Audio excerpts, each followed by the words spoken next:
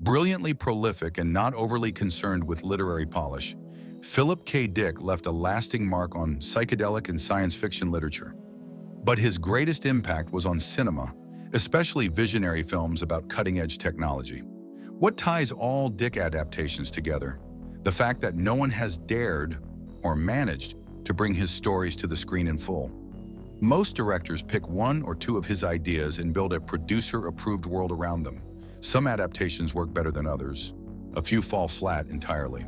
But let's take a look at the 5 best films based on his work. Ridley Scott's Blade Runner is arguably the most famous Philip K. Dick adaptation. A stunning visual experience that still feels ahead of its time. At its core is the conflict between humans and replicants, artificial beings that threaten postmodern society. Dick called them androids, but that term was dropped to avoid cliches about robot movies. The difference between humans and replicants is barely visible, so it's up to a Blade Runner, a term borrowed from William S. Burroughs, to identify and eliminate them. Rick Deckard is that hunter, though he may not be human himself, something the director's cut makes clear. Dick was inspired by the Turing test, which in the film becomes the Voight-Kampff test, designed to detect empathy, a trait replicants are said to lack. Behind the film's dense visuals, which Roger Ebert felt made the story harder to follow, Scott poses a lasting question. Is empathy the true mark of humanity, and can artificial intelligence ever feel it? The second major attempt by a big-name director to adapt Philip Dick's work came with Total Recall. Loosely based on his short story, We Can Remember It For You Wholesale. The film's production history is wild enough to deserve its own documentary. At one point, David Cronenberg, then a cult favorite, was attached, but he left to make The Fly. The director's chair eventually went to Paul Verhoeven, fresh off his move to Hollywood and invited by none other than Arnold Schwarzenegger. Dick's original story was a melancholy, introspective tale about a man lost in his own memories. Verhoeven turned it into a dark, over-the-top action movie, complete with parody-like characters, grotesque shootouts, escalator chases, and interplanetary warfare. Drawing from Dick's themes, the Dutch director did what he would later do again in Hollywood. Deliver a flashy, violent blockbuster that also works as a sharp satire of a violence-obsessed society. A world where brutal entertainment reflects brutal reality, and where the line between memory and identity keeps blurring.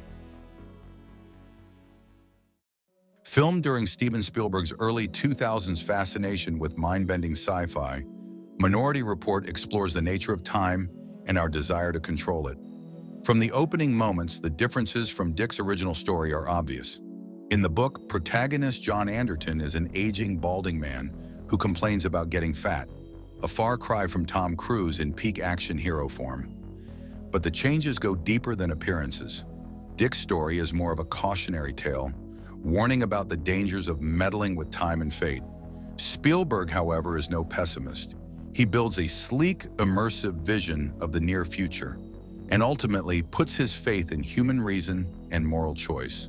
Strip away the philosophical layers, and you still get a tight, visually stunning sci-fi thriller.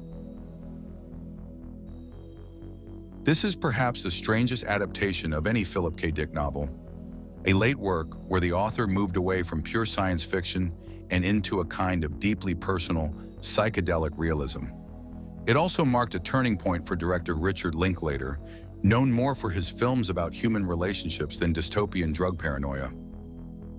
In A Scanner Darkly, Keanu Reeves plays an undercover agent whose assignment is to infiltrate the users and dealers of substance D, short for death, and then finds himself surveilling himself.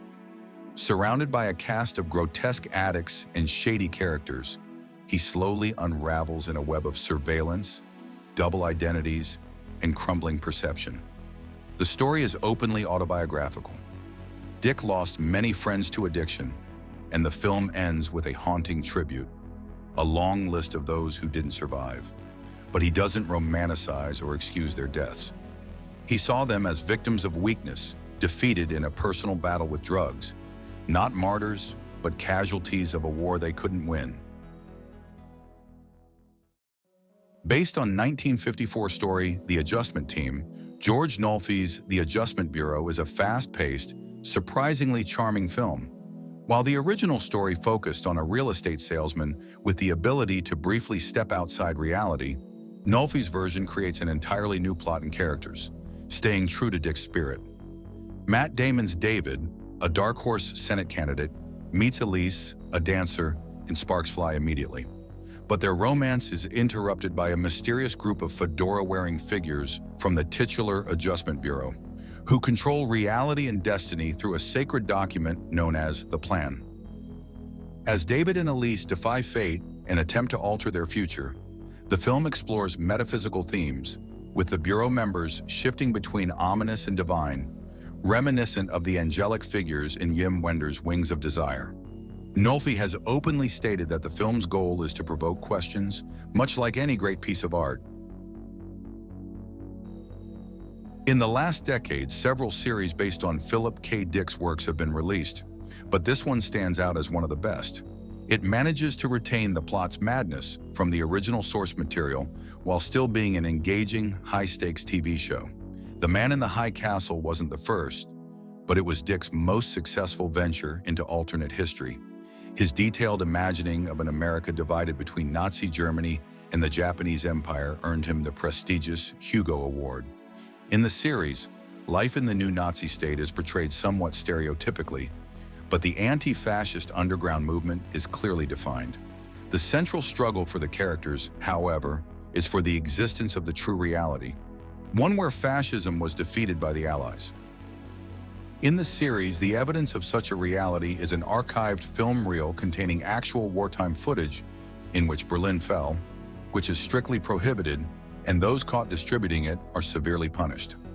In Dick's novel, this is just a fictional story within an alternate history, nested inside another alternate history.